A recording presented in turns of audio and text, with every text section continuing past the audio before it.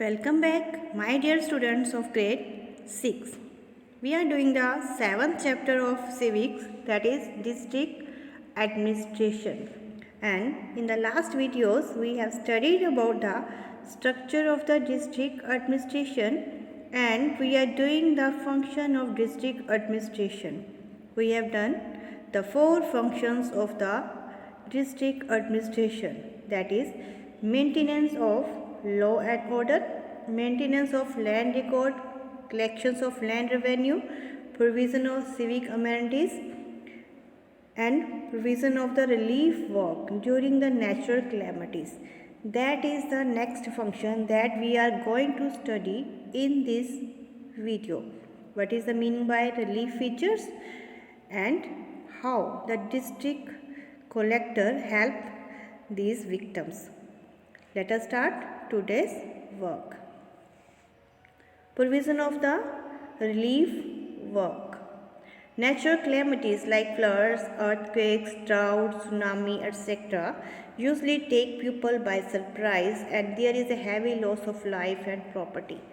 अगर कोई natural calamities जैसे कभी भी फ्लड्स आ जाते हैं या अर्थक्वेक कोई ऐसी हो जाती है नेचुरल क्लैमिटीज़ जिसके बारे में लोगों को नहीं पता होता, जिससे उनकी लाइफ और प्रॉपर्टी का काफ़ी नुकसान हो जाता है।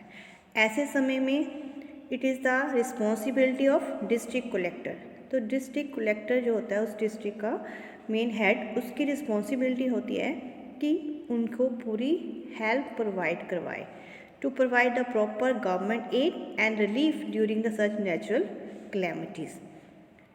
The financial aid for the relief work is provided by the district relief fund.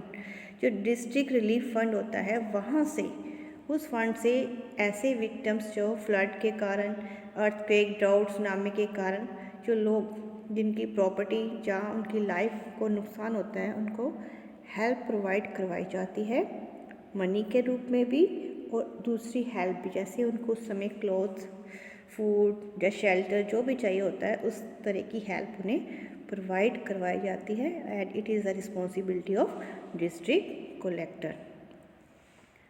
Next function of the district administration is to supervision of the panchayati raj bodies. जो पंचायती राज सिस्टम है that is a local self government, तो उनकी पूरी supervision करता है deputy commissioner कि उनका work किस प्रकार हो रहा है, जो भी प्लानिंग की गई है उसके अकॉर्डिंग पंचायती राज सिस्टम काम कर रहा है या नहीं कर रहा है। He directs and guides the local bodies to function properly and submit its report to the state government. और जो भी काम उनका होता है उसकी पूरी रिपोर्ट स्टेट गवर्नमेंट को देने की रिस्पॉन्सिबिलिटी डिप्टी कमिश्नर की होती है। And the next function of the district administration is supervision of the jail administration.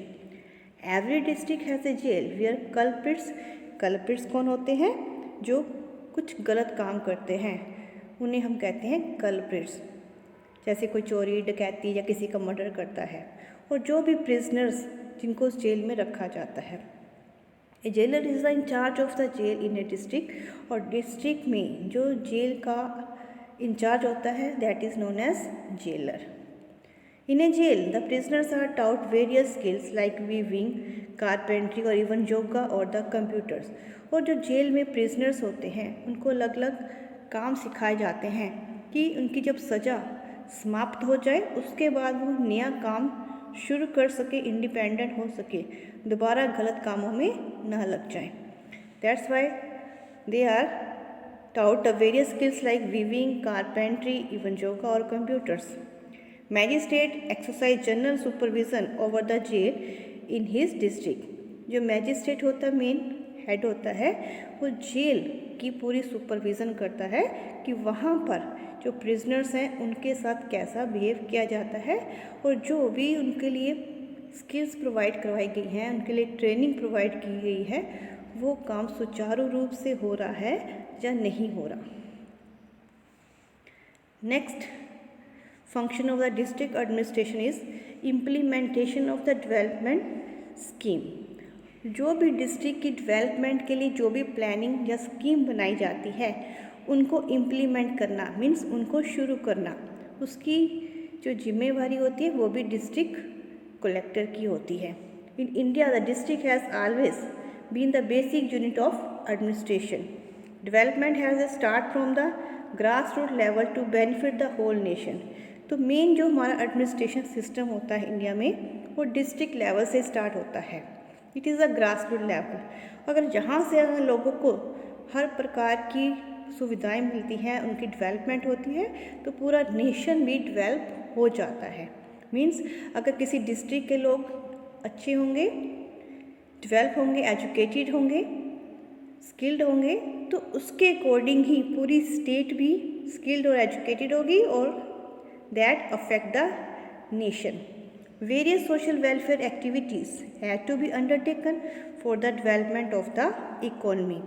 तो इसलिए लोगों के वेलफेयर के लिए अलग अलग स्कीम चलाई जाती है गवर्नमेंट की तरफ से, और जिनको डिस्ट्रिक्ट में इम्प्लीमेंट करने की रिस्पॉन्सिबिलिटी डिस्ट्रिक्ट कलेक्टर की होती है।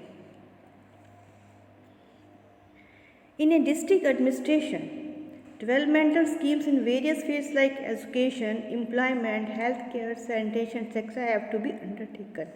और डिस्ट्रिक्ट की पूरी डेवलपमेंट के लिए अलग अलग स्कीम चलाई जाती है, जैसे वहाँ पर एजुकेशन फैसिलिटी प्रोवाइड कराना, एम्प्लॉयमेंट मीन्स लोगों को नौकरियाँ देना, health care, health facilities, hospital खुलवाना, सैनिटेशन सफाई का प्रबंध कराना। तो इस प्रकार की अलग अलग डेवलपमेंट स्कीम बनाई जाती है at the district level. Several developmental programs like स्वर्ण जयंती ग्राम रोजगार योजना have been implemented for the employment। जैसे लोगों को नौकरियां देने के लिए स्वर्ण जयंती ग्राम स्वरोजगार योजना चलाई गई है गवर्नमेंट की तरफ से। The national family benefit scheme for the families living below the poverty line.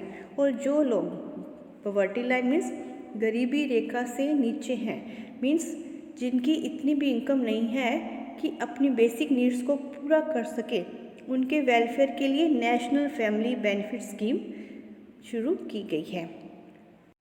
इसके अलावा सफाई का प्रबंध करवाने के लिए सैनिटेशन कैंपेन प्रोजेक्ट शुरू किया है डिस्ट्रिक्ट लेवल पर और रूरल एरियाज़ में, और वाटर फैसिलिटीज़ प्रोवाइड करने के लिए watershed development programme start किए गए हैं।